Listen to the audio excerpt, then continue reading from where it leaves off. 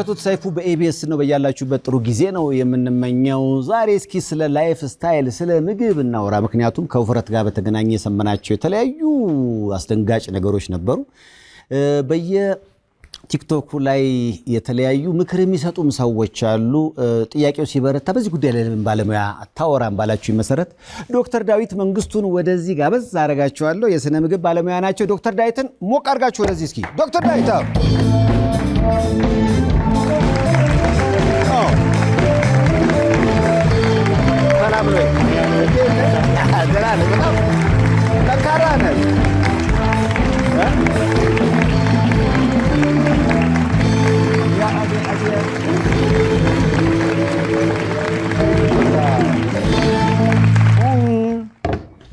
እንዴት ነህ ዶክተር? ሰላም ነው ወይ? በጣም ደህና ነኝ። ሁሉ ሰላም እንደምን አለ?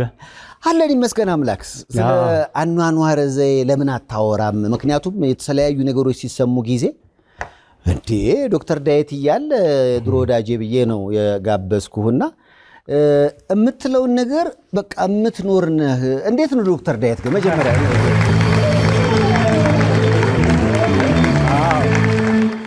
የምንሰብከውን ነገር ካልኖርንበት ትርጉም የለውም ነው። ደግሞ የመረጥነው አርዕስት በጣም ወሳኝ ነው በአሁኑ ጊዜ። ያንተ ላይፍ ስታይል ቆይ እንዴት ነው? አሁን ከጀርባ ቡና ጠጣ ስልህ አልከኝ። ያው ማለቴ ቡና መጠጣት ችግር ነው ማለት ሳይሆን ነገር ግን ሞዴሬሽን ያስፈልጋል ነው። በመጠኑ እናድርገው ነው። በልኩና ምግብ ላይ እንዴት ነህ? ሞር ቬጂቴሪያን ነኝ። ከቬጂቴሪያን ደግሞ ሞር ቪጋን የሚባል አለ። ከእንስሳት ተዋጽኦ የራቀ የአመጋገብ ዘይቤ ነው ያለኝ። አይ በእውቀቱም ልክ እንዳንተ ስጋ ይበላምና በቀደም ዕለት ግን ስጋ ቤት ተገናኘን። ምን ነው እለዋለሁ፣ ከአትክልቱ እኩል ሆነ እኮ ስጋው አለ። እንደዛ አይነት ነገር አልሆነብህም? አሁንም እኮ እዚህ ላይ አሁን ስጋ መብላት ኃጢአት ነው ወይም መጥፎ ነው እያልን አይደለም። ነገር ግን ማዘወተር ያለብን ጤነኛ በሆነው በምግብ ፍራፍሬዎች፣ በምግብ አታክልት፣ ባልተፈተጉ የእህል ሰብሎች ላይ ይሁን የሚል ነው። ብዙ ጊዜ አሁን ከተማችን ውስጥ ውፍረትን በተመለከተ የተለያዩ እንደውም አንድ ወዳጅ ኪነ ጥበብ ውስጥ ያለ ለመክሳት ሞክሮ በጣም ወደ 10 ምናምን ኪሎ ነው የቀነሰው፣ ግን በጣም ታሞ ነበር። ባለፈው ከ50 ልምትኬም ጋር ተደዋውለን ስናወራ ነበረ። አድናቂዎቹ አፈርተው እሷም እንዲህ ኪሎ ለማውረድ እየተንቀሳቀሰች ነውና እንደው 50 ለባክሽን ምናምን ሲሏ ሲማጸኗት ሁሉ አይቻለሁ። ምናልባት ወፈር ያሉ ሰዎች ሸንቀጥ ለማለት ይፈልጋሉ እና ያን በተመለከተ ደግሞ የሆነ ብዥታ ነገር ያለ ይመስለኛል። መክሳት የሚቻለው እንዴት ነው? በነገራችን ላይ የውፍረት ጉዳይ ትልቅ በህብረተሰብ ውስጥ ኮንፊውዥን እየፈጠረ ያለ ነገር ነው። ስለዛም ማውራት አለብን። አንዳንድ ፋክቶችን ልናገር። ውፍረት በሽታ ነው። ልክ እንደ በሽታ ነው የምናየው። ደም ግፊት በሽታ ነው፣ ስኳር በሽታ ነው፣ ውፍረትም በሽታ ነው። እንዲያውም ውፍረት የበሽታዎች ሁሉ እናት ናት ነው የምለው። ኦልሞስት ለሁሉ በሽታ ነው የሚያጋልጠው ነው። ነገር ግን ዲፋይን ማድረግ ውፍረት ማለት ምንድን ነው? ወይስ ክብደትን ቀንስ ኪሎን ቀንስ ስንል ምን ማለታችን ነው? ከሱን ጀምር። ለምሳሌ በየባኞ ቤታችን የሆነ ስኬል አለን አይደለም? ስኬል ላይ እንወጣለን። ስኬሉ የሆነ ቁጥር ያሳየናል። ከዛ ወፈርኩኝ ወይ ቀነስኩኝ እንላለን። እሱ ለብቻው በቂ ኢንፎርሜሽን አይሰጠንም ነው። ከሱ የሚሻለው እንዲያውም አቶ ሰይፉ ምን ይመስላል? ለምሳሌ ቀበቷችን ላይ ችግር ስናይ ወይ ደግሞ ልብሳችን እየጠበበን ሲመጣ እሱ የበለጠ ኢንፎርሜሽን ይሰጠኛል ከክብደቱ። ምክንያቱም ክብደቴን ስመዘን የሚያሳየኝ ቁጥር እኮ አካሌ ውስጥ ደም አለ፣ ጡንቻ አለ፣ አጥንት አለ፣ የውስጥ ብልቶች አሉ፣ ውሃ አለ። የዛ ሁሉ ድምር ነው ኪሎ። ስለዚህ ምን ልቀንስ አሁን ከዛ ውስጥ? ስለዚህ አሁን እኛ የምንጠቀመው ሜተድ ምንድን ነው? የሆኑ ማሽኖች አሉ። እዛ ላይ እናቆምና አካል ውስጥ ያለውን የስብ መጠን ያሳየኛል። ስብም አስፈላጊ ነው፣ ግን ከመደበኛው ከፍ ሲል ችግር ነው። በተለይ ደግሞ ለብዙ በሽታዎች የሚያጋልጠን እዚህ ሆድ ዕቃ ውስጥ ያለው ስብ እኛ ቦርጭ የምንለው። አዎ ቦርጫም ያልሆናል። በጣም ኮመን የሆነ ችግራችን ቦርጭ ይመስለኛል። አንዳንድ ጊዜ የሆነ ቦታ ቁጭ ብዬ ዝም ብዬ ራንደም ሊመለከታለሁ የሚያልፉትን ሰዎች። በአሁኑ ጊዜ በከተሜው ሰው ምንም ሳላጋንን ከሶስቱ ሁለቱ እኮ የሆነች ቦርጭ እንደዚህ አለው። አሁን ማሽኑ ያሳየኛል ውስጥ ያለው ስብ ምን ያህል እንደሆነ። ተላላፊ ላልሆኑ በሽታዎች ለምንላቸው ስኳር፣ ደም ግፊት፣ ኮሌስትሮል ለመሳሰሉቱ የሚያጋልጠው አንደኛው ውስጥ ያለው ቪስሰራል ፋት ምንለው ይሄኛው የውስጥ ብልቶቹን የሚሸፍነው ፋት እሱ በጣም መጥፎ ነው። ጭራሽ መኖር የለበትም አይደለም፣ ከመደበኛው ማለፍ የለበትም። በሴቶች ደግሞ የምናየው ቶታል ቦዲ ፋት ምንለው ነው። አካላቸው ውስጥ ያለው የስብ መጠን በጣም ይጨምራል ያለ እሱም ትልቅ ችግር ነው። ስለዚህ አድረስ ማድረግ ያለብን ትክክለኛውን ነገር ነው እንጂ ክብደት እቀንሳለሁ ብዬ ጡንቻ ከቀነስኩሳ ጥሩ አይደለም። ጉዳት አለው፣ የራሱ ጉዳት አለው። የኪሎአችን ነገር እኮ እንደሚያሳስበን ለማወቅ መንገድ ላይ ትናንሽ ልጆች ሚዛን ይዘው ቁጭ ብለዋል አይደል? ከተማችን ውስጥ ሁሉም ሰው ይመዘናል። የመመዘን ፍላጎት አለ። ስንመዘን ኪሎአችን ስለሚያሳስበን ነው። በጣም ኪሎ እንዲጨምር የሚፈልግ ሰው ኪሎ ስንት ወረደ የሚል ስጋት፣ ወፍር ያለ ብሎ የሚያስበው ደግሞ ስንት ጨመርኩ የሚል ስጋት። የሁሉም ሰው በመክሳትም በመወፈርም መሃል ያሳስበዋል ሁሉም ሰው። ያ ጉዳይ አሁን እናንተም ጋር እያያችሁት ነው። አሳሳቢ ጉዳይ ነው። ምክንያቱም እኮ ኦቤሲቲ የምንለው ነገር አሁን ሌላ ስም ሰጥተነዋል፣ ግሎቤሲቲ አልነው። ምክንያቱም ዓለም አቀፍ ችግር ግሎባል ችግር ስለሆነ ይህ ብቻ አይደለም። አሁን እኮ በልጆቻችንም እያየን የመጣ ነው። ይሄ ነው ቻይልድሁድ ኦቤሲቲ የምንል ልጆቻችን ከመደበኛው ክብደታቸው እየጨመረ ከመምጣቱ የተነሳ የአዋቂዎች ስኳር ህመም የምንለው አደልት ኦንሴት ዳያቤቲስ የምንለው አደልት የሚለውን አወጣ ነውና በቃ ታይፕ 2 ዳያቤቲስ አሉ ልጆቻችንም እየተያዙ ነው። ስለዚህ ትልቅ ችግር ውስጥ ያለ ነው። ስለዚህ አሁን መስራት ያለበት ላይፍ ስታይል ላይ ነው። ወሳኙ እሱ ነው። የአኗኗር ዘይቤ እሱ ነው። እሱን ስንል ደግሞ በአንደኛ ደረጃ የአመጋገብ ስርዓታችን ነው። ከዛ የአካል ብቃት እንቅስቃሴ ወሳኝ ነው። ከዛ የእንቅልፍ ስርዓታችን እኮ ተሰይፉ አንተ እኮ ቤስት የሆነ ምግብ በልተህ ነገር ግን ሳልተኛ ነው ያደርኩት ካልከኝ እያፈረስነው ነው። ያንን ባላንስ ሄሚስታሲስ ፈጣሪ በተፈጥሮ ያስቀመጠውን ባላንስ ማግኘት አለብን ነው። ለምሳሌ ፈጣሪ በተፈጥሮ ያስቀመጠው ባላንስ ምንድን ነው? አንደኛ አመጋገባችን ነው። አመጋገባችን ላይ የምግብ ፍራፍሬዎች፣ የምግብ አታክልት፣ ያልተፈተጉ የእህል ሰብሎች፣ ጥራጥሬዎች የምንለው እዛ ላይ ነው ሚስጥር ያለው ነው። በተቃራኒው ደግሞ ስታንዳርድ አሜሪካን ዳየት ምንለው ዘሳድ ዳየት ውጭ ሀገር የምናየው አሁን ውጭ ሀገር እኮ በአሁኑ ጊዜ ያሉ ልጆች ከወላጆቻቸው ቀድሞ የሚሞቱ ያልን ነው። ይህን ያህል ትልቅ ፐብሊክ ሄልዝ ችግር እየሆነ ነው። ስለዚህ የሚበሉት ምግብ በአንደኛ ጀንክ ነው። ትልቅ ችግር አለ። ስለዚህ የምንበላው ምግብ ማየት አለብን በአንደኛ ደረጃ። እንደውም ስለ እንቅልፍ ቅድም አንስታል ዶክተር። ቀን ለመስሪያ ነው፣ ማታ ለመኝታ ነው። ፈጣሪ እንደዛ ነው ያደረገው አይደለም እንዴ? ፀሐይ እኮ ስትጠልቅ ፈጣሪ ተኙ እያለን ነው። አካላችን ፕሮግራምድ ነው። የሲርኬዲያን ሪትም የምንለው ነገር አለ። ሁሉ ጋላክሲ ሚልኪ ዌይ የምንለው ተፈጥሮ ውስጥ ያለው በስርዓት ነው የሚሄደው ነው። አካላችንም በ24 ሰዓት የሚሰራበት ሪትም አለው፣ ሲርኬዲያን ሪትም ይባላል። በዛ ሪትም መሰረት ፀሐይዋ ስትጠልቅ እንድንበላም ሌላም ነገር እንድናረግ እንድንተኛ ነው። ስለዚህ በጣም ወሳኝ ነው። ስለዚህ ከመሸ መብላት ልክ አይደለም ማለት ነው። ጭራሽም አያስፈልግም። አካላችን ለዛ ፕሮግራም እንዳልሆነም ለመተኛት ነው ፕሮግራም እንዲሆነው። ምክንያቱም ስንተኛ 90% እድሳት የሚካሄደው ስንተኛ ነው። በዛ ሰዓት የምትበላ እስከሆነ ጠቅላላ እኔ ደግሞ እራት እንዴት እንደምወድ ዶክተር እንዳለ በአንዱ እራት ወዳጅ ነው። እራት እንዴት ናችሁ? እራት ላይ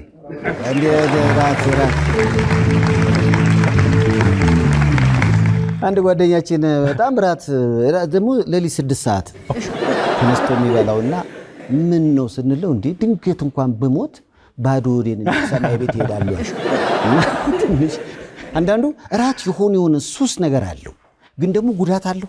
ኖ ምግብ በጠቅላላ አዲክሽን ነው። ምግብ የአእምሯችን ኬሚካል ውህደት ይለውጣል ነው ማለት ብሬን ኬሚስትሪያችንን። ውጭ ሀገር ብዙ ጥናቶች አሉ። ለምሳሌ በወንጀል ውስጥ የሚሳተፉ ልጆች አንቲ ሶሻል ቢሄቪየር የምንለው ምግባቸውን ስለውጥ ወንጀል ይቀንሳል። እስረኞችም ላይ ምግባቸውን ስለውጥ ወንጀል ይቀንሳል ያለ። ስለዚህ ምግብ አዲክሽን ነው ካልተጠነቀቀን። ስለዚህ እራቱን እኮ ጠቅላላ እንተው ማለት ሳይሆን አትሊስት ከምሽቱ 1 ሰዓት በፊት እንብላ። እራት በልተን እስከምንተኛ 3 ሰዓት ቢያንስ ጋፕ ይኖር። የምንበላው ደግሞ ማታ ላይ ቀላል ነገር ይሁን ነው። ሆስፒታል ያለው ዶክተር ወዳጅ ያለኝና የበሽተኞችን ሁኔታ ከዓመት ዓመት አጠና በራሱ መንገድ እና በሙስሊም ጾምና በክርስቲያን ጾም ወቅት የታካሚዎች ቁጥር ይቀንሳል። እሱ ባደረገው ጥናት ይሄ ሊታመን ይችላል ነው። ይሄኛውም እንትን ነው መረጃ ያለው ነገር ነው። ምክንያቱም በጾም ጊዜ የስኳር መጠን ይቀንሳል፣ ደም ግፊታችንም እየተስተካከለ ይመጣል። ብዙ ጥናቶች አሉ በዚህ ዙሪያ። ስለዚህ እውነተኛ ትክክል ነገር ነው። ኧረ ጾሙ ንጹህ ጎበዝ። እሱ ሲናገር ያላመንኩትም ነበረ እና በጾም ወቅት ጥናት አድርጌያለሁ አለ የገበያችን ይወርዳል አለ። እሱ በራሱ መንገድ ነው ያየውና ሐኪምም ስለሆንክ የብዙዎች ጥያቄ ነው። አሁን ኦሎምፒክ ነው፣ እኔ እንኳን ኦሎምፒክ ነው የማውቀው። በመወጋት መክሳት የብዙዎች በሀገር ውስጥም በውጭ ሜን ፕሮግራም የሚያዩ መቼም በዚህ ሂደት ውስጥ ያሉም ይኖራሉ ብዬ አስባለሁ። ማለት ያለ ጂም ያለ ምግብ ቁጥጥር ያችን መድኃኒት ያችን ነገር በመውሰድ ብቻ መክሳት የራሱ የሆነ የጎንዮሽ ጉዳት አለው። እንግዲህ ኦሎምፒክን በሚመለከት ብዙ በግል ያረኩት ጥናት ባይኖርም አሁን ብዙ ጥናቶች ሪሰርቾች እየወጡ ነው ሊያመጣ የሚችለውን የጎንዮሽ ጉዳት። ከሱ የበለጠ ግን ዋናው አርጊውሜንት ለኔ ምንድነው? ሁልጊዜ ተፈጥሯዊ ያልሆነ መንገድ ከሄድን አጭር መንገድ ነው የምንሄደው ነው። ጥቂት ጊዜ ፋቱ ቢቀንስ ወይ ደግሞ አፒታይቴን ሰፕረስ በማድረግ እሱ ሶሉሽን ነው ማለት አይደለም። እውነተኛ መፍትሄ የምንለው ምንድነው? እኛ ጋር የሚመጡትም ሰዎች እናያለን የአኗኗር ዘይቤ መለወጥ ነው። እዛ ከአመጋገብ፣ ከእንቅስቃሴ፣ ከእንቅልፍ ስርዓታችን፣ የስትረስ መጠናችን ሁሉን አንድ ላይ አድርገን ዘላቂ የሆነ ለውጥ ማምጣት እንችላለን ነው። ክብደትን በመቀነስ ክብደትን የምንቀንሰው አስፈላጊ ያልሆነውን ትርፍ የሆነውን ስብ እንቀንስ ነው። በውጭ ደግሞ አስፈላጊ ያልሆነው ትርፉን እንቀንስ ነው። ያን ጊዜ ትክክለኛ ክብደት ቀነስ እንላለን። አሁን ሶሻል ሚዲያዎች ላይ ብዙ መካሪዎች አሉ፣ ታያቸዋለህ? አንዳንድ ጊዜ ሳገኝ አያለሁ። ምን ይሰማሃል? ምክንያቱም እንዲህ አይነት ነገሮችን ለመምከር አንዳንዴ እውቅና ሊኖርህ ይገባል። ታካሚህን ደግሞ ማወቅ አለብህ። ለሁሉም አንድ አይነት ነገር ማዘዝ ልክ ነው ብለው የሚናገሩ ሰዎች፣ ልክ አይደለም ብለው የሚናገሩ ሰዎች አሉ። ያንተ አስተያየት እንዴት ነው? ተሰይፉ እንግዲህ ባለፉት 10 ዓመታት ከአንተም ጋር ረዥም ጊዜ ነው የምንተዋወቀው። በተለያዩ መገናኛ ብዙሃን ስናገር የነበረው መልእክት አንድ መልእክት ነው፣ ስለ ላይፍ ስታይል ነው እና በሽታን ደግሞ ስለ መከላከል ነው። ታሞ ከመማቀቅ የሚለውን ተረትና ምሳሌ ህዝባችን በሙሉ ያውቀዋል። አስቀድሞ መጠንቀቅ፣ ነገር ግን በአክሽን ግን አናሳየውም ነው። ስለዚህ ትክክለኛው እውነቱ መነገር አለበት ነው። በትክክል እንዴት መቀነስ አለብን፣ ምንድን ነው መቀነስ ያለብን፣ ከዛ እሱን ደግሞ ሰስቴን ለማድረግ ላይፍ ስታይላችን ወሳኝ ነው። ያለ በለዚያ ዮዮ ኤፌክት የምንለው አለ። ዛሬ ትቀንሳለህ፣ ነገ ደግሞ ትጨምራለህ። ዮዮ እንትን እሱን አንፈልግም ነው። ግን እውነተኛ መፍትሄ ለውፍረትም አለው። ሌላው ምናልባት ለምሳሌ ምግቦችን በተመለከተ ኦርጋኒክ ምናምን የሚባሉ ነገሮች አሉ አሁን በሌላው ዓለም። እኛ ሀገር አንተ የስነ ምግብ ተመራማሪ ነህና አሁን ውጭ ሀገር ሄጄ ገንዘብህን ኪስህን ትንሽ ቆንጠጥ ካረገው የምትገዛው ምግብ ኦርጋኒክ ነው ተጽፎበታል። ኦርጋኒክ ተብሎ ኦርጋኒክ ያለውንም ትገዛለህ አነስ ባለ ዋጋ። የሀገራችን ማርኬት ግን እንደዛ አይነት ነገር የለውም። እውነት ሁሉም የምንበላው ነገር ኦርጋኒክ ነው? እንግዲህ ኦርጋኒክ መሆኑ በብዙ ነገር ይመረጣል። እንዳልከው ውጭ ሀገር ውድ ናቸው፣ ግን ገበያ ላይ አሉ። አት ዘ ሴም ታይም የጂኤምኦ የምንላቸው ጄኔቲክሊ ሞዲፋይድ የሆኑትም አሉ። ገበያ ላይ ሁሉ ነገር አለ ውጭ ሀገር። በእኛ ሀገር ኮንቴክስት ግን ካየነው ሚስ ያደረግነው ነገር ምንድን ነው? እኛ ሀገር ሰው ቦርጭ ሲኖረው ወይ ልጆቻችን ቡጭ ሲሉ ምናምን የሚቾት የእንትን ነገር ነው የምናየው ነው። ተቃራኒ ነው አይደለም እንዴ? ስለዚህ በእጃችን ያሉ ብዙ ነገሮች አሉ እኛ እንትን ብለን የምናልፋቸው። እዛ ላይ ነው ጤንነቱ መፍትሄ ያለው ነው። በአንተ ተቋም ብዙዎች ኪሎ ለውጥ እያዩ ነው በምክር ግልጋሎት። መቼ ነው የጀመርከው? እኛ ከጀመርን እንግዲህ ወደ 10 ዓመትም ያልፈናል። ወደ 20-25% የሚሆኑት እኛ ጋር የሚመጡት የውፍረት ችግር ያላቸው ናቸው። ስለዚህ እነሱ ሲመጡ የምናደርጋቸው ስቴፖች አሉ። በዛ መሰረት ነው የምናደርገው። አንድ ሰው ለምሳሌ በወር ምን ያህል ኪሎ መቀነስ ይችላል? አሁንም ስለ ኪሎ ነው የምናወራው፣ ስለ ፋት ነው የምናወራው ነው። ስለዚህ ምን ያህል ኪሎ መቀነስ አለበት የሚለው ጥያቄው ራሱ ትክክል አይሆንም ማለት ነው። ምን ያህል ስብ መቀነስ አለበት ማለት አለብን ነው። ምክንያቱም ስቡን ማየት አለብኛ። ስቡና ኪሎ ይለያያል። ኪሎ እኮ ከቀነስ ክብደቱ፣ ጡንቻም ከቀነሰ እኮ ኪሎ ይቀንሳል። ትንሽ ውሃም ሉዝ ካረኩ ክብደት ሊቀንስ ይችላል። ስለዚህ ትክክለኛው ነገር ትርፍ የሆነው ስብ ነው እሱን ነው ማድረግ ያለብን። ይሄ ምናልባት አንተ ጋር መጥቶ ለውጥ ያገኘ እንዴ መሀለኛውን እያየሁት ነበረ። መጀመሪያ ሲመጣ እንዴ ነበር ይህ ያንተ ደንበኛ? ፍቃድ አግኝተን ነው ፎቶውን እንድንጠቀምበት። ስንት ኪሎ ነበረ ታስታውሳለህ? ይሄ ወጣት ልጅ ነው 18-19 ዓመቱ ነበር።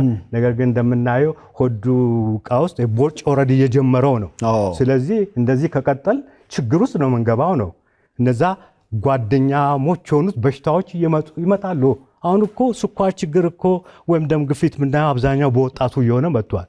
ስለዚህ በተወሰነ ጊዜ ውስጥ በ4-5 ወር ውስጥ ያ እሱን ወደ ጥሩ ሼፕ አመጣ ነው ማለት ነው። ሁለተኛው ስዕል ላይ የሚታየው ማለት ነው ሲመጣና አሁን ያለው ይሄ ነው። ዋው እንዴ! ይሄማ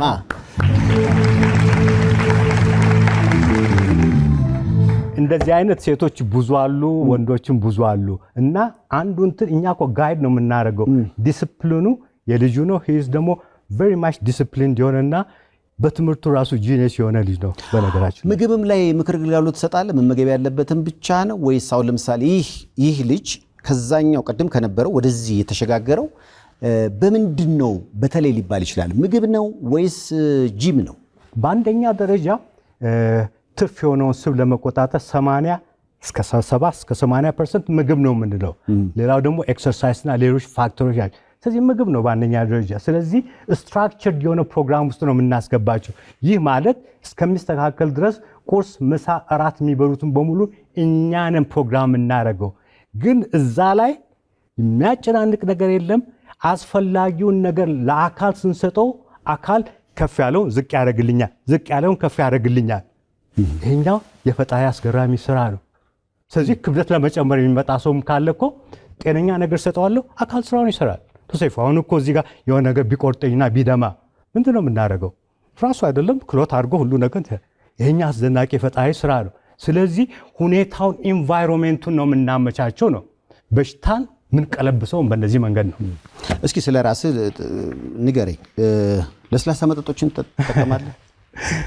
ለስላሳ መጠጦች እውነት ለመናገር አልጠቀምም። ግን አልፎ አልፎ ከጓደኞች ጋር ሆኜ ለምሳሌ አምቦሃ በስፕራይት እንደባል ካሉኝ እምቢ አልልም። በርገር ትበላለህ? ፒዛ? ኖ በዚህ አይነት በርገር ምናምን ብዙ አነሳ ነገር አልጠቀምም። ክትፎ ላይ እንዴት ነው? ክትፎ በህይወቴ በልቼ አላውቅም። ምን ነው ክትፎ አልኮሆል እንደዚህ የሚባል ነገር በህይወቴ ቀምሼ አላውቅም። ይህ ምናልባት ነው ትንሽ ከአስተዳደግ ከቤትም የመጣ ነገር ይሆናል። ከዛ የተማርኩበት ትምህርት ቤትም የሆነ ቦርዲንግ ስኩል ነበር ወደ ውጭ ሳልሄድ በፊት። እዛም ደግሞ ቶታል ቬጂቴሪያን የአድቬንቲስቶች ትምህርት ቤት ነው ኩየራ እና ስጋ ምናምን የለም እንደዚህ አይነት ነገር እና በዛው ወደ ውጭ ሄድኩኝ፣ በዛው ቀጠልኩኝ ማለት ነው። የት ነው የተማርከው? የተለያዩ ሀገር ነበርኩኝ። ብዙ የተማርኩት ጀርመን ሚዩኒክ ነው። ጀርመኖች እንደውም በአብዛኛው እኮ ሰፋ ያሉ ናቸው አይደል? ረዣዥሞችም ናቸው፣ ሰፋ ያሉም ናቸው። እዚህ ያ ቢራውም እንደ ልብ አለ። ሰው ትን ሲለው ራሱ ድራፍት ነው የሚቀርብልን። እኔ ሄጄ ነበር ቦን የሚባል ሀገር። በአጋጣሚ ትን ብሎኝ ቢራ ነው የሰጡኝ። ውሃ የለም እና አንተ እዛ እንደመማርህ ይህን እንዴት አመለጥከው? እንዳልኩ ጀርመን ተምሬያለሁ፣ እንግሊዝ አሜሪካም ኖሬያለሁ። ነገር ግን ይሄ የፕሪንሲፕል ነገር ነው ለእኔ። እኔ የማላምንበትን ነገር አእምሮ ያልተቀበለውን ነገር አንተ ደስ ይበል ብዬ አላረግም። ስለዚህ ነው ማለትን መቻል አለብን ብዬ አምናለሁ። እንደውም ቅድም እንዳልከው ነው ጀርመኖች ትንሽ ሞላ ያሉ ናቸው ብለሃል። በአብዛኛው ድራፍት ቢራ ይጠጣሉ። በእርግጥም ድራፍት ቢራ መጠጣት ቦርጫም ያደርጋል? እንግዲህ ይሄ ቢራ የምንለው ነገር ኢምፕቲ ካሎሪ የምንለው አይደለም እንዴ? ስለዚህ ቢር ቤሊ የምንለው አይደል? እዚህ ሾር አንድ ቁጭ የምትል ቦርጭ አይነት ነገር ስሙም ቢር ቤሊ ነው። እንደዚህ አይነት ነገር ኮዝ ያደርጋል ነው። እሱም ደግሞ እንዳልነው ውስጥ ያለው ፋት ሲከማች በጣም መጥፎ ነው። ስለዚህ ሁሉም ነገር በልክና በኃላፊነት ይመከራል ማለት ነው። ያ እንግዲህ እንደ የኬዙ ነው። ለምሳሌ አንዳንድ ሰዎች የጤና ችግር ይዟቸው ይመጣሉ እኛ ጋር። ያን ጊዜ ራዲካል እንትን ውሳኔ የምንወስንበት ጊዜ መቆም አለበት። እሱም አስፈላጊ ነው። ግን በጠቅላላ ጋውን ለጀነራል ፐብሊክ ወይም ለእንትኑ ስንናገር ለምሳሌ ስጋት ብሎ እንደዚያ ተርጉም አይደለም እንላቸው። ሞዴሬሽን እንመክራለን። የጤና ችግር ካለ ግን ሪሊ ብዙ ጥንቃቄ የሚያስፈልገው ነገር አለ። ምን ሱስ አለብህ? ምንም ሱስ የለኝም። እውነት? በጊዜ 3 ሰዓት ነው የምተኛው። 10 ሰዓት እነሳለሁ። 10 ሰዓት ተነስቼ አድርገውን ጸሎት ካረኩ በኋላ ኤክሰርሳይዝ ሰራለሁ። ከዛ ቀዝቃዛ ሻወር ወስዳለሁ። ጠዋት 12 ሰዓት ተኩል እኔ ስራ ቦታ ነኝ። ይሄ የዕለት ተግባር ሁል ጊዜ ነው። አትፎርሽም? ቅዳሜና እሑድም ጊዜ ሲኖረኝ ብዙ ጊዜ ወክ አረጋለሁ። በባዶ እግሬ መድኃኔዓለም ግቢ ውስጥ ቁጭ ብዬ ልታይን ትችላለህ። ወንዝ ዳር አሸዋ ዳር ተኝቼ ልታይን ትችላለህ። እነዚህ ናቸው የኔ ሆቢዎች። እስኪ በደንብ ያቸው። ምናልባት አንተ ስትወጣ እነሱ ሲገቡ ተገናኝታችሁ አታውቁም ከባንዱ ጋር? እነሱ ደግሞ ሌሊት 10 ሰዓት ሙዚቃ ጨርሰው ወደ ቤት የሚገቡበት ነው። አንተ ደግሞ ከእንቅልፍ ተነስተ ስፖርትን ሰርተ 11 12 ሰዓት ከቤት ወጣል። ቅድም እንዳልከው አንዳንዱ ከሌሊቱ 6 ሰዓት ላይ ይበላል። እኔ ያኔ ጥሩ ህልም ላይ ነኝ፣ ወይ ደግሞ ራሴን ስበራ ያለው ጥሩ ህልም ላይ ነኝ። እኛ እኮ መዝናናት ራሱ ስንፈልግ ሌሊት ነው። ለምን እንደሆነ አላውቅም። አሁን የውጭ ሀገር ኮንሰርት ምሽት 1 ሰዓት ይጀምራል፣ 3 ሰዓት ያልቃል። የኛ ሀገር ኮንሰርት ኢትዮጵያም ውስጥ ውጭም ሀገር የሚጀምረው 6 ሰዓት ነው፣ በሌባ ሰዓት። እና እሱ መለወጥ ብንችል ጥሩ ነው። ሌላ ደግሞ አቶ ሰይፉ መዝናናት የሚለውንም ትክክል ዲፋይን ማድረግ አለብን። እኛ ሀገር መዝናናት የሚባለው ስንበላና ስንጠጣ እንደዚህ ነው ተዝናናን ምንለው ነው።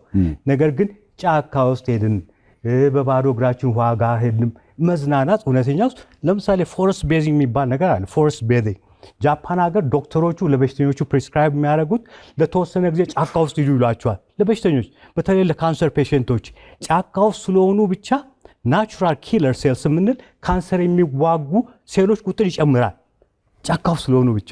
ስለዚህ ፈጣሪ በተፈጥሮ ውስጥ ሁሉም ፈውስ አስቀምጦልናል ነው። ሩቅ መሄድ የለብንም ነው። እያንዳንዱ ዝውውር 2 ዓለማትን የሚያገናኝ የማይታይ የፍቅር ድልድይ ነው። ርቀት ቢለያየንም በልባችን ግን አንድ ላይ ነን። አቢሲኒያ የልባችሁን መሻት ያደርሳል። አቢሲኒያ ረሚት፣ የፍቅር መንገድ፣ የትውልድ ድልድይ። አቢሲኒያ የሁሉም ምርጫ። ምናልባት ያንተ ታካሚ ከሆኑት መካከል አንድም ፎቶ አይቼ ነበረ።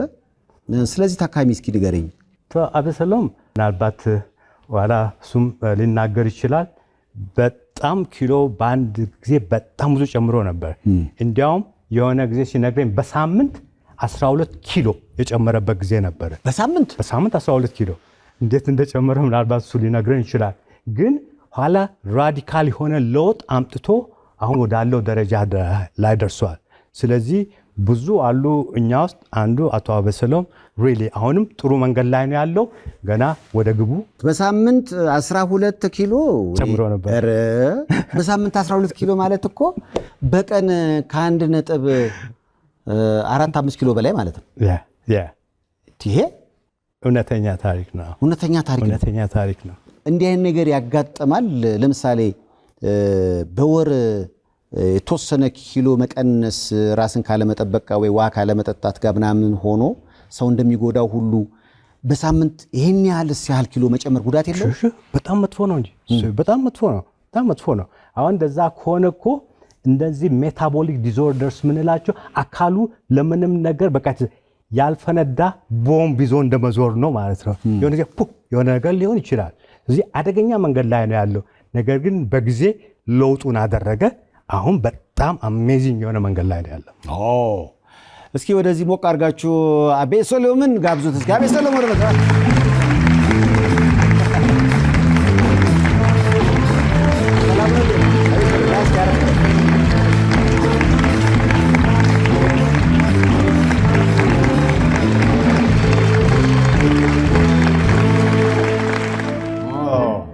አሁን እኮ እውነት ነው የሰማሁት ነገር።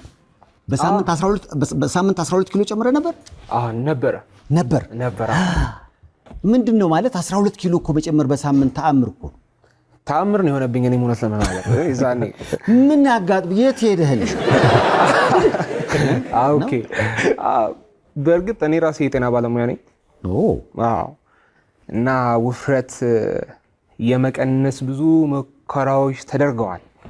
እሺ፣ ከ3 ከ4 5 ጊዜ በላይ ይቀንሳል፣ ይጨምራል፣ ይቀንሳል፣ ይጨምራል። ስለዚህ ትክክለኛውን መንገድ የማግኘት ሂደት ላይ ነበርኩ ነው ይሄ ሲከሰት። የዚህን ጊዜ ያደረኩት ነገር ምንድነው ፋስቲንግ ነው የመጀመሪያው prolonged fasting የምንለው አለ ማለትም ምናልባት 24 ሰዓት አለመብላት አለ ከዛ ግን የምግቦቹም አይነት ደግሞ ውስን ነበሩ ፖርሽን ቀንሼ መገብ ነበር ግን ተፈጥሯዊ ነገሮችን ያማከለ ምግብ ነበር ያልተፈተጉ የእህል ሰብሎች ፍራፍሬ አትክልት እነዚህ የመሳሰሉ ግን ፖርሽን ነበረው ነው እና ይሄንን ለረዘም ላለ ጊዜ ነበር ያደረኩት እሺ በኋላ አንድ ጊዜ ጾም መያዣ ተባለ ማስታወሻው ጋር ሆነን አንድ አዲስ ምግብ ቤት ተከፈተ አንድ የወዳጄ ነው የጓደኛዬ ነው ልንመርቅ ሄድን እና አንድ የቤቱ ጥሩ ምግብ ብሎ አቀረበ እንግዲህ እኔ እዛ አይነት ፋስቲንግ እና ተፈጥሯዊ ምግቦችን የማዘውተር መንገድ ላይ ነኝ በኋላ እቺ እንኳን ምግብ ስቀምሳት ከዛ ወደዚህ ስመጣ ኤክሳይትድ ነው የሆንኩት ጣዕሙ ሁላ እንደ አዲስ ነው ይሆነው እቺ ነገር አልኩኝ ከዛ ጣፈጠኝ አሁን ችግሩ ምን ሆነ በነጋታው ጾም መያዣ ነው ጾም ይገባል እሺ ስለዚህ ይሄ ምግብ መድገም አልችልም ስለዚህ ምን ተከሰተ ረዘም ላለ ጊዜ በዚሁ ቀጠልኩ ማለት ነው ጾሙ ገባ ይሄ ምግብ በቃ በዛው ጾሙን ተውከው አይ አይደለም ጾሙን አልተውኩትም ግን ምግቡን አንድ ጊዜ ብቻ ቀምሼን ይተውኩት እሺ ስለዚህ አሁን ይሄን ዳይት ኦልሞስት ለ3 ለ4 ወር ነው ይሄድኩት የዛኔ ባይ ዘ ኤንድ ኦፍ ዘ ዳይት ወደ 25 ኪሎ ቀነስኩ ይሄኛውን የሞክረው የነበረውን የዳይት አይነት ማለት ነው በኋላ ጾሙ ተፈታ አንተም ተፈታ እኔም ተፈታው ነው ችግሩ አሁን አይምሮ ላይ መጣው ያቺ የጓደኛዬ ምግብ ስለሆነ ይጠራኛል እሱ መያዣ ላይ በላ ያቺ የበላሃት እና የምግብ ይዘቱ ከበድ ያለ የምግብ ይዘት የምንለው ነው እሺ ዶሮ አለው ሩዝ አለው እንቁላል አለው የተቀቀለ እንቁላል ማዮኔዝ እና ካቻፕ ውስጡ አለ እና ብዙ ነገር የያዘ ነው እሱ በራሱ ያመረታት የምግብ አይነት ነች የጓደኛዬና በኋላ በጣም አለው ነው በኋላ ያን በጣም የሚገርመው ለሳምንት ሙሉ ጓደኛዬ ስለሆነ ይጠራኛል ሄዳለው ያው ያቺ ነገር ትቀርባለች አሁንም ነው ሳምንት ሆነ እሺ በኋላ ዲፈረንሱን ያወቅኩት መቼ ነው ከሳምንት በፊት አንድ የማሰራው ሱፍ ነበረ እሺ እና ፕሮቫ ሰጥቻለሁ ያው ሂጂ ኦኬ ጥሩ ነው ብየዋለሁ ሰደርያው በኋላ ከሳምንት በኋላ ሲሄድ ያን ልብስ ወስጄ ሞክሯለሁ እንዴት ይገባ ሰደርያው ተለያይቷል ቁልፉ አለ ከዛ ሊሆን አይችልም ያልኩት በኋላ አንድ ጓደኛ አብሮኝ ነበርና ኪሎ ላይ ወጣን ሳምንት ላይ ነበረኝን ኪሎ አውቀዋለሁ አሁን 12 ኪሎ ጨምሬያለሁ በኋላ እሱም እኮ ነው ይሄ በጣም የተለየ ሰው ነን ያለኝ እሱ በርግጥ ይሄ እንደዚህ ሊሆን አይችልም ብሎ ድጋሚ ሞከር ነው 12 ኪሎ ነው በኋላ ያው እዚህ ነገር ላይ ማንበብ ጀመርኩኝ እኔ ራሴ ያው እዛው ፊልድ ውስጥ ስላለን ሳይንሱም ሳይንስ ይሰጣል ይሄን ማለቱ በኋላ 12 ኪሎ ሚዛኔ ያው ሰደርያውንም አሰፋሁት ከዛ አገጠበኝ ይሄ ነበር ዝሮ ያሞኔ አሁን ማወቅ መፈልገው ያን ሰደርያ አሁን አረካው በሚገባ ተደርጓል ሰደርያ ቢፎር ላይ እንግዲህ እንደማይ ነው በደንብ ሞላ ብለህ ነበረ አፍተር ላይ በተለይ ፊት አካባቢ ያለው ነገር ልሙጥ ሆነ ስለዚህ በአጠቃላይ ምን ያህል ኪሎ ቀነስክ ማለት ነው ወደ 27 ኪሎ የሚሆን ቀነስኩኝ 27 ስንት ነበርክ ወደ ስንት ገባ ወደ 125 ነበርኩኝ አንድ ኩንታል 25 የባንዱን እኮ አራቱን አባላት ማለት ነው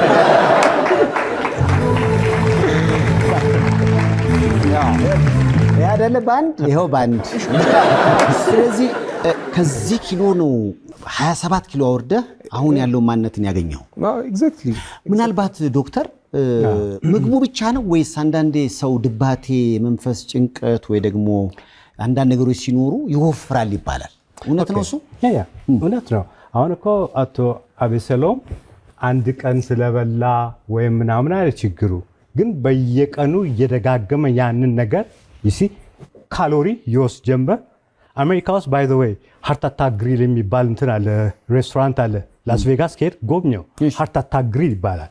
እና እዛ ከ150 ኪሎ በላይ የሆነ ሰው 24 ሰዓት 7 በሳምንት በነፃ መብላት ትችላለህ። አንዱ ምግብ የኳድሪፕል ባይፓስ የሚባል 4 ሌየር ያለው በርገር፣ ኳድሪፕል ባይፓስ በርገር 20,000 ካሎሪ ነው ያለው። አንዳንድ ሰዎች እዛው እየበሉ ሃርት አታክ ሚይዛቸው አሉ። ስለዚህ ሶሳይድ ነው እውነትም ያው ጥይት እንደመጠጣት ነው። ፎር ሹር 20,000 ካሎሪ በአንድ ጊዜ መብላት ማለት ኢትስ ዴንጀረስ።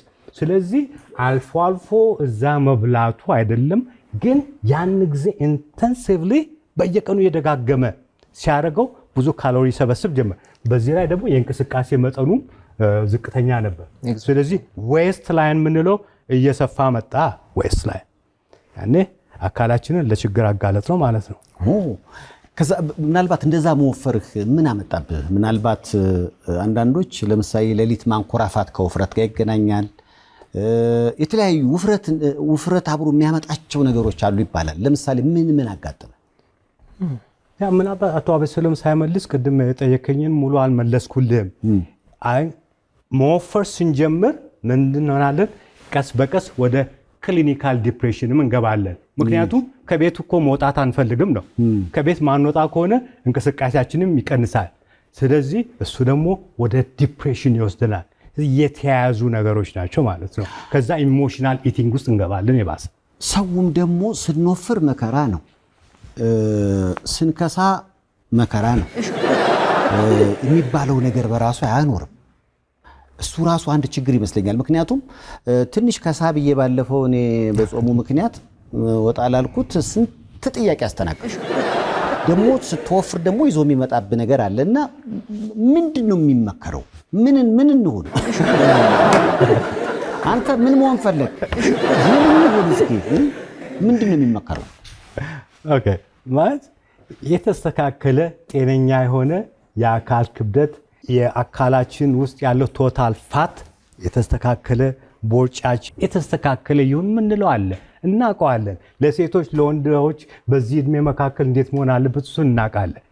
ከሳ የሚባለው ነገር በእንትኑ ዴፊኒሽን ቦዲ ማስ ኢንዴክስ የምንለው ነገር ቁመትና ክብደት ወስደ የምናየው ነው።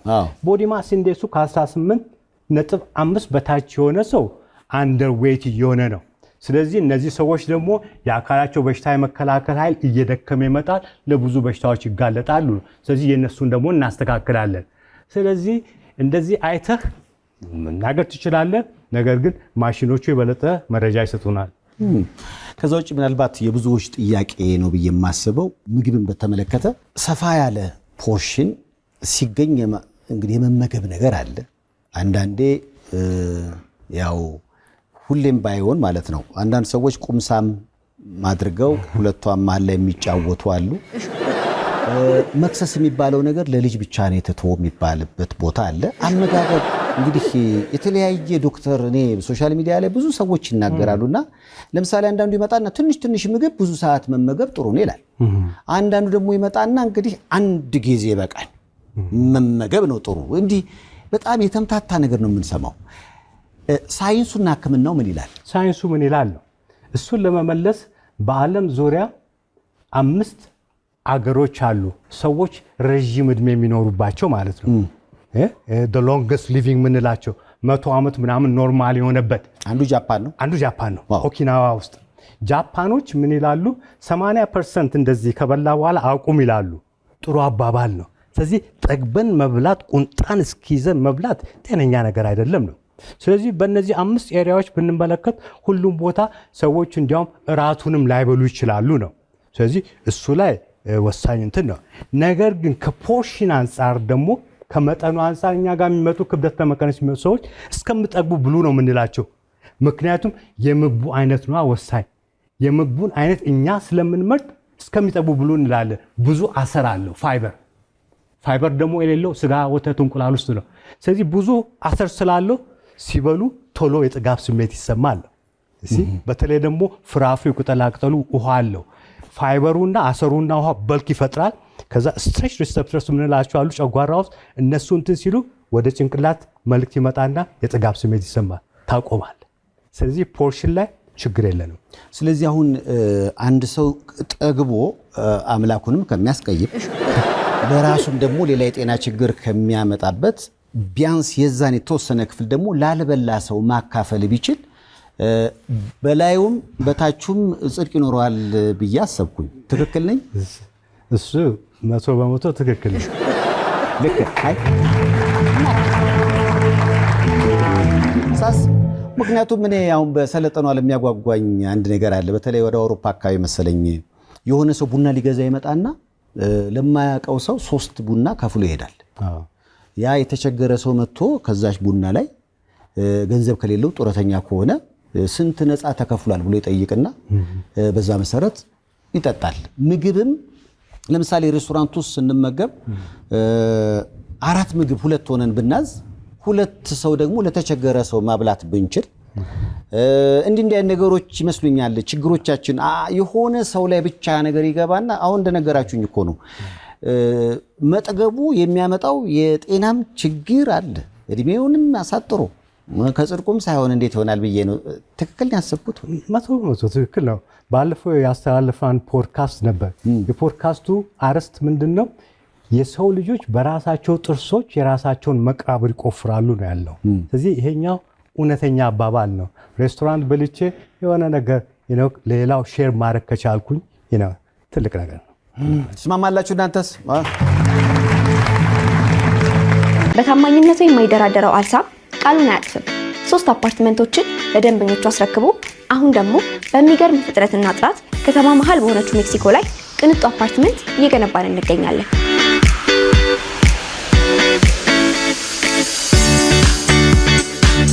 የቀሩንን ውስን ቤቶች በ15 ወራት ተረከቡልን እያለን ነው። ከእናንተ የሚጠበቀው 15% ቅድመ ክፍያ መክፈል ብቻ ነው። ይደውሉ። አልሳም ፕሮፐርቲስ፣ የታማኝ ልጆች ውጤት። አሁን ከዛ አመጋገብ ተቀየረ? ኦፍ ኮርስ። አዎ። እንዴት ነው አሁን? በጣም ጥሩ። ከምን አንፃር? አዎ፣ ትጠግባለህ ስትበላ? አዎ ኦፍ ኮርስ። ምክንያቱም ሰው ጠግቦ ካልበላ፣ ምክንያቱም በአሁኑ ጊዜ በተለይ ካየ ነው የሰው ልጆች ምግብን የሚመሉት ለነዳጅነት ብቻ አይደለም፣ ለኢንተርቴይንመንትም ጭምር ነው ለመዝናኛም ሆኗል። ስለዚህ ያንን ነገር አስጣልናቸው ማለት ወይል በሌላ በኩል ማኒፌስት ማድረግ ይጀምራሉ። የልባቴ ውስጥ መግባት፣ አንሄልዚ የሆነ የምግብ እይታ ውስጥ መግባት፣ ይሄ ሁሉ ስለሚመጣ ሰውነትም ሲቀጥል ለዛ ሪያክት ያደርጋል። ደግሞ ጠግቦ ካልበላ አንድ ሰው ውስጡ አሁንም አሁንም አሁንም ይጠይቀዋል ነው። ስለዚህ ጠግሞ መመገብ አለበት። የምግብ አይነቱን ብቻ መቀየር፣ አይነቱን ማስተካከል። በቀን የሚበላው 5 ጊዜ ከነበረ ፍሪኩዌንሲው እሱን መቀነስ አለበት። ቢያንስ እስከ 3 ጊዜ አይደለ? ቁርስ፣ ምሳ እና እራት አይደለም፣ እርሊ ራት ነው የምንለው። እርሊ ራት አምሽቶ መብላት አይደለም፣ ቀደም ብሎ መብላት። ወደ 12 ሰዓት ወደ 11 ተኩል እዛ አካባቢ መብላት ማለት ነው። ባለፈው ትዝ ይላችኋል ድምፃዊ ትዕግስት በቀለ መታ ነበር ከጣሊያን እና ባሏ ጣሊያናዊ ነው። እድሜው ከ50 በላይ ነው። ዶክተር ልክ እንዳንተ ምንም አይነት ቦርጭ የለው። ግን ጣሊያኖች በባህሪ ብዙ ካሎሪ የሚጠቀሙ ይመስለኛል። ምክንያቱም መደበኛ ምግባቸው ራሱ ዳቦ፣ ፓስታ ምናምን ነው። እና እንዴት ፎቶውን ስታሳየኝ በቃ በጣም ነው የሚገርመው። እና እንዴት እንዲህ አይነት ተክለ ሰውነት ሊኖረው ቻለ አልኳት። እራት ሾርባ ነው በቃ ይሄ ፈሳሽ ነገር ነው እንጂ የሚወስደው ይሄ የሚታኘክና ገብቶ ቁጭ የሚል ነገር ብዙ ጊዜ አይጠቀምም ማለች። ያ በራሱ አሁን እራት ሾርባ ማድረጉ እውነት ይጠቅማል? በጣም ይጠቅማል። ምክንያቱም የምትወስደው ካሎሪ መጠን ትቀንሳለህ። ቀላል ነገር ነው የምትበላው፣ ቀላል ዳይጀስትድ ይሆናል ነው። ስለዚህ ጥሩ ነገር ነው። ባይበላ ደግሞ ራሱ ቢቀር ደግሞ እንዳልኩ የበለጠ ይመረጣል። ስለዚህ አሁን ከምግብ ጋር ያለ ወዳጅነት ቀንሷል? ጥሩ ወዳጅነት አለ ማለት እችላለሁ። ጥሩ ወዳጅነትና መጥፎ ወዳጅነት አለ? እንዴት ነው ጥሩ ወዳጅነት? ምግቦችን እንደ መድኃኒት ከተመለከትን በኋላ መድኃኒቶችን እንደ ምግብ አንመገብም ነው። ስለዚህ ምግቦች መድኃኒት ናቸው። መድኃኒትን ደግሞ መጠን አለው፣ የሚወሰድበት ሰዓት አለው። እሱን መከተል ማለት ነው ጤናማው። የሕክምና አባት ሃይፖክራተስ ከክርስቶስ ልደት ከ2000 ዓመት በፊት የተናገረው ነገር አለ። የምትበሉት ምግብ እሱ መድኃኒታችሁን፣ መድኃኒታችሁ የምትበሉት ምግብ ይሁን። አሁን እኮ the future of medicine የምንለው ምግብ ነው። ምክንያቱም ሁሉ ተላላፊ ያልሆኑ በሽታዎች እኛ ሀገር እኮ አሁን ትልቅ ችግር እየፈጠሩ ያሉት ተላላፊ ያልሆኑት ሳይሆን ተላላፊ ያልሆኑቱ ናቸው። ምክንያቱም እንደ ልብ ካንሰር፣ ስኳር፣ ደም ግፊት፣ ውፍረት የምንላቸው ለነዚህ በአንደኛ ደረጃ ተጠያቂው ምግባችን ነው። ስታንዳርድ አሜሪካን ዳየት የምንለው ልክ እንደ ምዕራባውያን መኖር ልክ እንደነሱ መብላት ጀመርን። እነሱም ይላሉ እኮ እንደኛ መብላት እንደኛ መኖር ጀምራችኋል፣ እንደኛ ትሞታላችሁ ያሉት እያየ ነው። ስለዚህ እንደነሱ መሞት ማለት ምን ማለት ነው? ያው በእነሱ በሚሞቱበት የበሽታ አይነት በፊት አሁን የሀብታም የሚመስል በካንሰር የሚባለው ነገር ኢትዮጵያ ውስጥ በፊት አይታወቅም ነበር። ምናልባት ከአመጋገባችን ጋር ሊገናኝ ይችል ይሆን? በተወሰነ መጠን ካንሰር የሚባለው ነገር አሁን በስፋት የኛም ጉዳት እየሆነ ነው።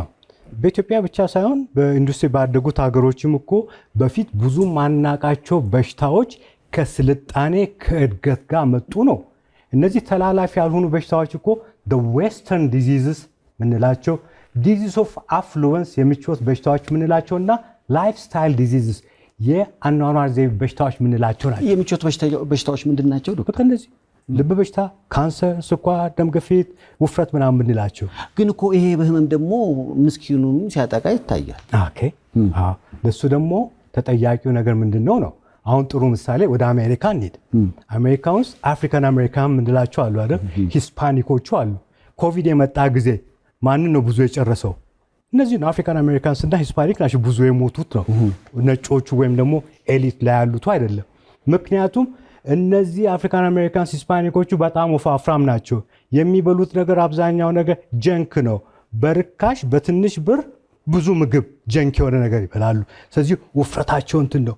ስኳር አለባቸው፣ ደም ግፊት፣ እነሱ ናቸው የተጠቁት ነው። ስለዚህ አካላችንን ለሞትም ለሁሉም ነገር አጋለጥ ነው ማለት ነው። እንደው ያንተን ሕክምና ማግኘት ማለት የሙያዊ ምክር ማግኘት የሚቻለው የትና እንዴት ነው? እኛ ቦሌ ነው ያለነው። የዩሮፒያን ዩኒየን ኦፊስ ተቃራኒ ፕላቲኒየም ፕላዛ አትላስ ጋር ማለት ነው። እዛ ፕላቲኒየም ፕላዛ 5ኛ ፎቅ ላይ ነን። 503 ነው ያለነው። ያው እንግዲህ የወቅቱ ጉዳይ ነው። ብዙዎቻችሁ ጠየቃችሁኝ። በተለይ አመጋገብ፣ ምግብ ማግኘቱ ራሱ አንድ ፈተና ነው። እንደውም አንድ ወዳጄ ብሏል፣ ጂም ተገናኝተን ምንድነው መከራ ነው አለ። ለመብላት መከራ፣ እንደገና ለማጥፋት መከራ እና ራሱ አጣብቂኝ ነው ላይፍ ማለት። ምግቡን ለማግኘት ራሱ ድካም አለ። ምግቡን ራሱ ማግኘት ራሱ ፈተና ነው። ስታገኘውም ደግሞ እንደገና ይዞ በሚመጣው ችግር አለና ከዛ ጋር በተገናኘ የብዙዎች ጥያቄ ስለሆነ ዶክተር ዳዊትን ጋበዝ አድርጌያለሁ። እንዴት አገኛችሁት?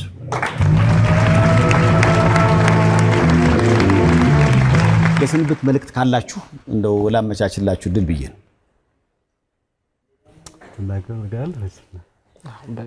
የጤና ባለሙያ እንደመሆነ የምትለው ነገር ካለ እስኪ ካንተን ጀምር። እንግዲህ በመጀመሪያ ይሄን ትኩረት አድርገህ አንተም ይሄን እድል እዚህ መተን እንድናገር ስላደረግ በጣም አድርጌ ላመሰግን እፈልጋለሁ። ይሄ ማህበረሰባዊ ኃላፊነትን መወጣት ጭምር ስለሆነ ማለት ነው። ስለዚህ መናገር የምፈልገው እኔ ምንድነው ሰውነት ተገቢውን ግብዓት ከሰጠነው ራሱን ያድሳል ነው። ስለዚህ በተለያየ ህመም ውስጥ ያሉ ሰዎች አመጋገባቸውን በማስተካከል ብቻ ትልቅ ለውጥ ጤናቸው ላይ ማምጣት ይችላሉ ነው። ይህንን መገንዘብ አለባቸው። በተለይ እነዚህ ተላላፊ ያልሆኑ በሽታዎች የምንላቸው የስኳር፣ የግፊት፣ የልብ ህመም፣ ካንሰር፣ እነዚህ የመሳሰሉት በጠቅላላ ትልቅ ለውጥ ማምጣት ይችላሉ ነው። ስለምናውቀው በጣም ብዙ ሰው እየተጨነቀበት ያለው ነገር ስለሆነ ጭምር። ስለዚህ ምግቦች ላይ ትኩረት ያደርጉ። እኛ ደግሞ ለማገዝ በጣም ፈቃደኞች ነን። ዶክተር እውነት ነው። እኔም አቶ አቤሰሎም እንዳለው አቶ ሰይፉ ረዥም ዓመት ነው የምንተዋወቀው ከውጭ ከመጣው ጊዜ ጀምሮ። ታዲያስ አዲስ ላይም ብዙ አውርተናል እነዚህ አይነት ጉዳዮች ላይ። ስለዚህ ስለጋበዝከን በጣም ነው የምናመሰግነው። ይሄኛው የህብረተሰቡ የፐብሊክ ሄልዝ ጥያቄ ስለሆነ ነው። ስለዚህ መልእክቱ ምንድነው? ወጣቶች ይሆን ወደፊት አገር ተረካቢዎች ነን አይደለም እንዴ? ስለዚህ እነዚህ በሽታዎች አሁንም በወጣትነት እየተከሰቱ ነው ያሉት። ጥንቃቄ እናድርግ ነው። ሲምፕል መልእክት አለን። 4 ነገሮችን ብቻ በማድረግ እነዚህ ተላላፊ ያልሆኑ በሽታዎች ብዙ መቆጣጠር እንችላለን። ለምሳሌ አንድ ሰው ጤነኛ የሆነ የተስተካከለ የአካል ክብደት ካለው፣ ጤነኛ የሆነ የአመጋገብ ዘይቤ፣ በሳምንት 3.5 ሰዓት ብቻ እንኳን እንቅስቃሴ ቢያደርግና ባያጨስ 93% ስኳር ህመምን መከላከል እንችላለን። ወደ 30% ካንሰርን መከላከል እንችላለን። ወደ 50% ስትሮክ መቀነስ እንችላለን። ስለዚህ ትልቅ አድቫንቴጅ ያለው ልብ በሽታን እስከ 86% መከላከል እንችላለን። ምን ስላደረግን? እነዚህ 4 ሲምፕል የሆኑ የአኗኗር ዘይቤዎች በስራ ላይ ስለዋል። ስለዚህ መልካም መልእክት ነው ያለን በሀገር ደረጃ ለህዝባችንም። ስለዚህ ለማገልገል እኛም ፈቃደኞች ነን። እንደገና በጣም ነው ማመሰግነን። ምንም ችግር የለም። እንግዲህ ዶክተር ዳዊት መንግስቱ የሰይፉ በኢቢኤስ እንግዳ ሆነዋል። ወደፊትም ተጨማሪ የጤና ጉዳይ አያልቅም። ሌሎችም ደግሞ ጉዳዮች ሲከሰቱ ጥያቄዎች ካሏችሁ እንዲሁ ጋብዛችኋለሁ። በዚህ ዝግጅት ስር ራሱ ጥያቄዎች ካሏችሁ ኮሜንት ብታደርጉ ዶክተር ዳዊት ሊመልሱላችሁ ይችላሉ። ካላቸው በጣም የተጣበበ ጊዜ መሃል ሰውተው እንግዳዬ ለመሆን ፈቃደኛ ስለሆኑ ግን በተመልካቾቼ ስም አመስግኜ እሸኛችኋለሁ። ዶክተር ዳዊት አመሰግናለሁ። መልካም ምሽት ብያለሁ። ከመልእክቶች በኋላ